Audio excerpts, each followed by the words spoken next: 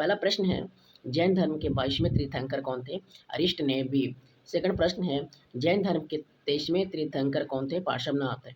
पार्श्वनाथ को ज्ञान की प्राप्ति कहाँ हुआ था? तो श्वेत पर्वत पर। पार्श्वनाथ की 4 शिक्षाएं थी, कौन कौन थी? तो सत्य, अहिंसा, अस्तेय एवं अपरिग्रह। नेक्स्ट प्रश्न है, पांचवा महाव्रत ब्रह्मचर्य जोड़ा गया तो महावीर ने। जैन धर्म की अंतिम 24वां तीर्थंकर कौन थे? महावीर।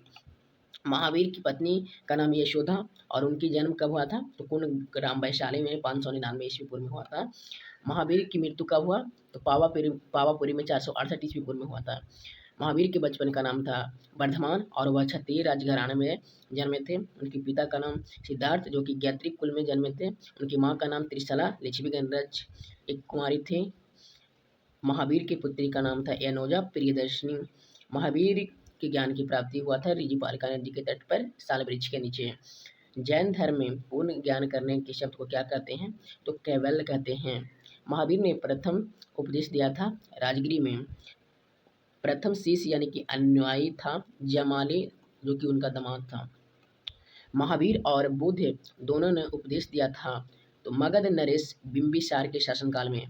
जैन धर्म के त्रिरत्न थे सम्यक दर्शन, सम्यक ज्ञान और सम्यक आचरण। जैन धर्म के 2 संप्रदाय थे, श्वेतांबर और दिगंबर। श्वेतांबर संप्रदाय के संस्थापक थे स्थूलभद्र, दिगंबर संप्रदाय के संस्थापक थे भद्रबाहु। जैन तीर्थंकर की जीवनी का उल्लेख मिलता है कल्पसूत्र में। कल्पसूत्र की रचना किसने किया था? भद्रबाहु ने। जैन साहित्य को कहा जाता है तो जैन साहित्य को आगम के नाम से जाना जाता है। नेक्स्ट प्रश्न है, प्रथम जैन सभा 300 ईस्वी पूर्व हुई थी तो कहाँ हुआ था वह? तो पटलिपुत्रा में हुआ था स्थूलभद्र के दत्ता में।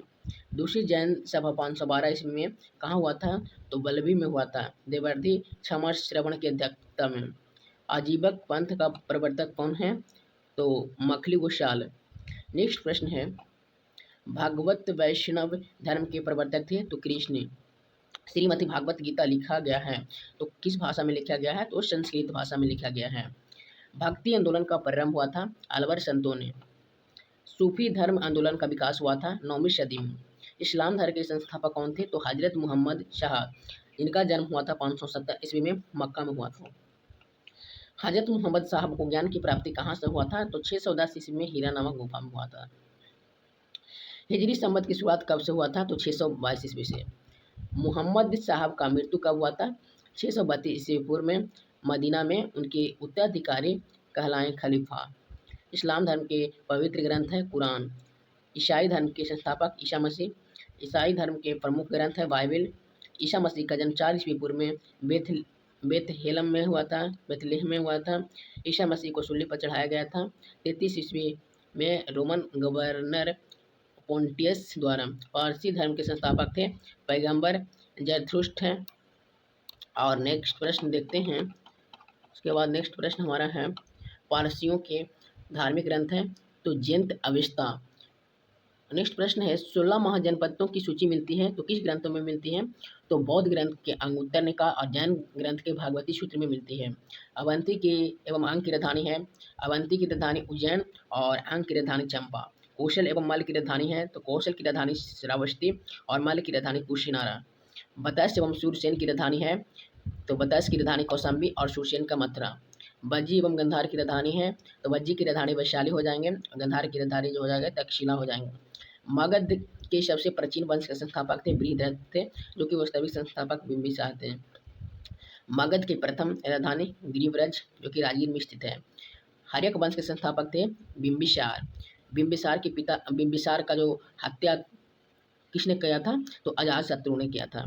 अजात शत्रु कुनिक की हत्या किसने किया था? उदयन ने किया था। पाटलिपुत्र की स्थापना किसने किया था? उदयन ने। पाटलिपुत्र बसा हुआ गंगा एवं सोन के संगम पर।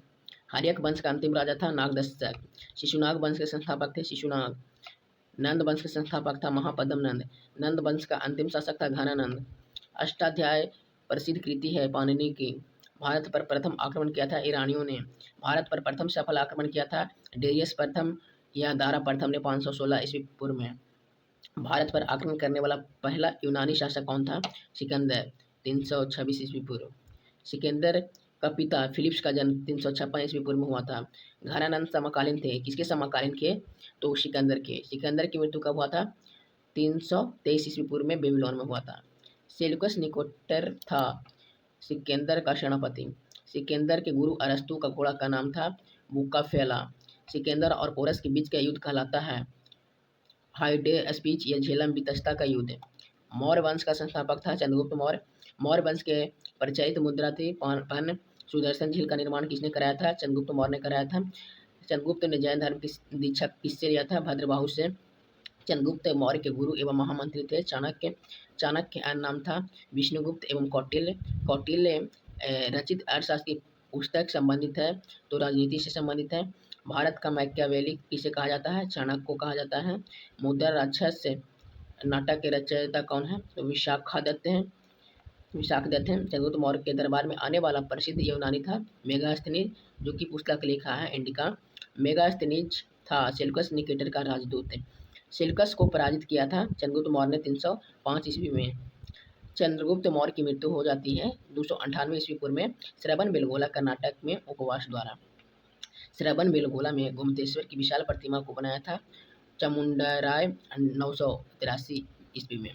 चंद्रगुप्त मौर्य का पुत्र उत्तराधिकारी बना बिंदुसार।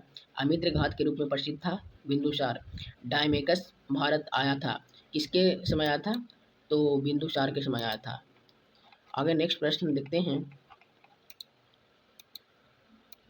जो नेक्स्ट प्रश्न है हमारा यहाँ पे, बिंदुसार अनुयायी था, यानी कि बिंदुसार किसके अनुयायी था? तो आजीवक संप्रदाय का। नेक्स्ट प्रश्न है, बिंदुसार का पुत्र उत्तराधिकारी था अशोक। अशोक मगध की गद्दी पर कब बैठा था? 269 ईस्वी पूर्व में बैठा था। अशोक ने धर्म स्वीकार किया था कलिंग युद्ध 261 ईस्वी के बाद। और ये कलिंग युद्ध जो था बहुत ही भीषण युद्ध हुआ था। इसमें बहुत सारे लोगों को, जिसमें महिलाएं पुरुषों एवं निर्दोष लोग मारे गए थे। अशोक ने बौद्ध धर्म को प्रचार करने के लिए श्रीलंका किसे भेजा था? तो अपने पुत्र एवं पुत्री को, पुत्र था महेंद्र और पुत्री संघमित्रा को भेजा था। शिलालेख का प्रचलन किसके शासन से है? अशोक ने। शिलालेख में प्रयुक्त भाषा था प्रकृति। खरोष्टी लिपि लिखी जाती है दाएं से बाएं। ब्राह्मी लिपि लिखी जाती है बाएं से दाएं। अशोक के शिलालेख की संख्या 14 की खोज सर्वप्रथम किसने किया था? तो टी फेंथेलर ने 1750 में। अशोक का सबसे लंबा स्तंभ लेख 7वां है। अशोक के अभिलेख को सर्वप्रथम किसने पढ़ा था? जेम्स प्रिसेप ने पढ़ा था 1837 ईस्वी में। अशोक का सबसे छोटा स्तंभ लेख है रोमनदेही का। अशोक का नाम अशोक किस अभिलेख में मिलता है? तो मास्की एवं गुर्जरा में। अभिलेखों में अशोक को क्या कहा गया है? तो देवानाम प्रिय। अशोक ने स्वयं को मगध का सम्राट बताया भाब्रू शिलालेख में, जो कि राजस्थान में पड़ता है। कलिंग युद्ध का वर्णन किस अभिलेख में मिलता है? तो 13वां शिलालेख में मिलता है। सांची का स्तूप का निर्माण किसने कराया था? अशोक ने कराया था और यह मध्य प्रदेश में स्थित है। भारभूत स्तंभ है, स्तूप है अशोक के कालीन मध्य प्रदेश में। श्रीनगर की स्थापना कब हुआ था? अशोक ने किया था। अशोक की मृत्यु कब हुआ था?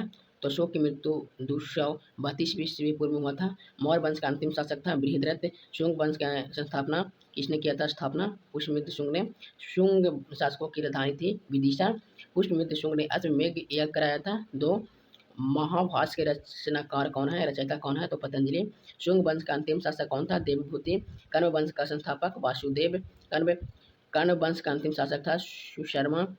सातवाहन आंध्र प्रदेश से वंश का संस्थापक शिमुक।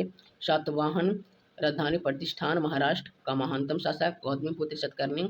सीसा का सिक्का चलाया था सातवाहनों ने। ब्राह्मणों को भूमि दान देने की परंपरा शुरुआत किया था सातवाहन शासकों ने। सातवाहन की भाषा एवं लिपि थी प्रकृति एवं ब्राह्मी। हाथी गुम्फा शिलालेख उत्कीर्ण कराया था कलिंग नरेश खारवेल ने।